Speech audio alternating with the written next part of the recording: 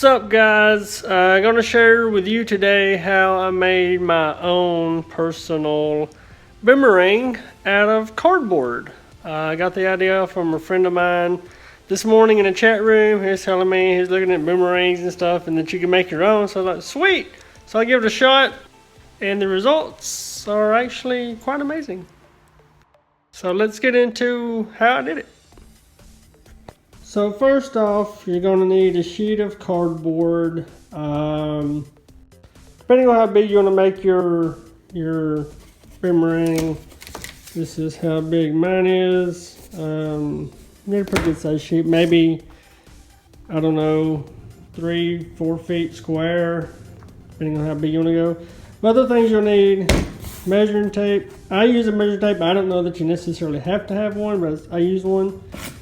Some mailing tape, box cutter, scissors, and something to write with, like maybe a Sharpie or a pen. So first, I got the sheet of cardboard. It's just like something you get from Amazon if you've ordered something big. I don't remember what now. Anyway, so you want to cut out, as you can see, this one I've trimmed down from the original cutout size, but just kind of get the outline of a boomerang. This is a 3-arm boomerang.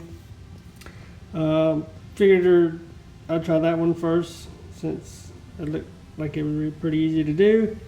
So cut it out, trimmed it down, and I kind of measured, tried to make it pretty even on each arm. So I think it's like 2.5 inches across on each arm, and about 8.5 inches to 9 inches in length from the top to where it goes to the different angle here. So 2.5 on each arm across, and 1/2 to 9 inches in length from the tip to where it meets the curve.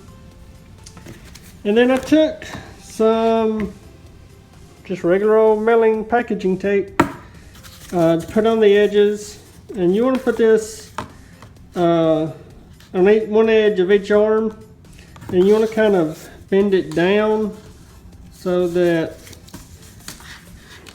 there's like a little, kind of like an airplane wing. There's like a ledge that's facing downward to give it lift. Assuming that's what it does. I'm not an expert in this, so I may be wrong. And the tape, you know, it doesn't have to be perfect. As you can see, I've got some ripples in there, some air gaps, but it doesn't have to be perfect. Mine's totally not. And I kind of rounded off the edges a little bit.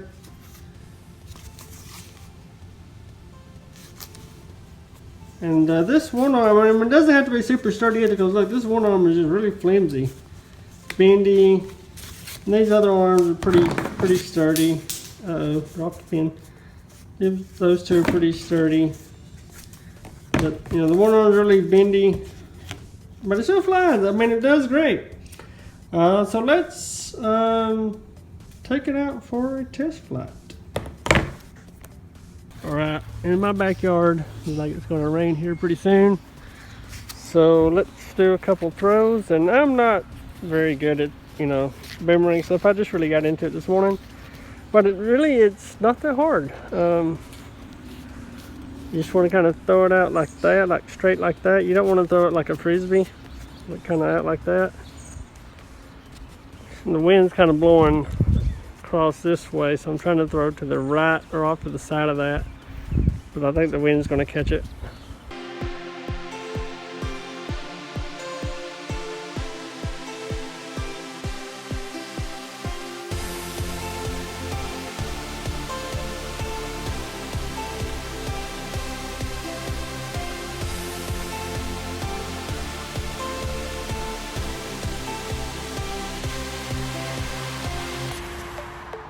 Okay, so I want to give a shout out to Derp Schnitzel for his derpiness and getting me involved with the boomerangs. There's a lot of cool boomerang videos on YouTube.